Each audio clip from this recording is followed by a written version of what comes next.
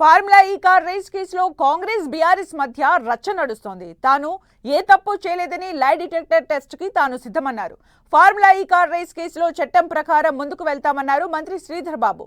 చట్టం తన పని తాను చేసుకుంటూ వెళ్తుందన్నారు శ్రీధర్ బాబు.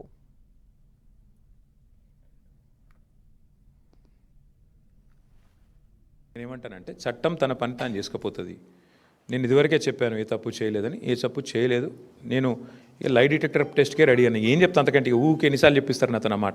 చట్టపరంగా ఏ నిర్ణయం తీసుకోవాలో అదే నిర్ణయం తప్పకుండా తీసుకుంటారు. ఇంకా కోరు మా ముఖ్యమంత్రి గారు. చట్టంలో ఏముంది ఏమో చెప్తాను. నేను చెప్తున్నాను జైలుకి వెళ్ళాలి, ఇంకోటి చెప్తున్నాను. చట్టపరంగా ఉంది.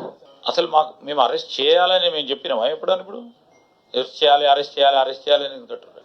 అది ఏపీ కేసో ఏ విధంగా పోతుందో, చట్టం ఏ విధంగా ఉందో, చట్టపరంగా ఏ నిర్ణయాలు తీసుకోవాలనో మేము చట్టానికి వ్యతిరేకంగా పోము. చట్టం ఏం చెప్తే దానికి అనుగుణంగానే పోతాం.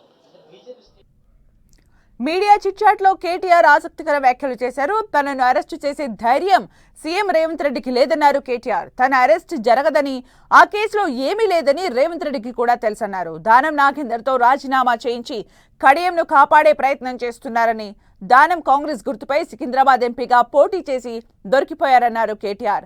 అనర్హత వేటు పడితే పరువు పోతుందని రాజీనామా చేయించేందుకు ప్రయత్నిస్తున్నారన్నారు. సాంకేతిక సాకులు చూపి కడియంను కాపాడే ప్రయత్నం చేస్తున్నారన్నారు. ఖైరతాబాద్ ఉప ఎన్నిక కంటే ముందే గ్రేటర్ ఎన్నికలు వస్తాయని కేటీఆర్ చెప్పారు.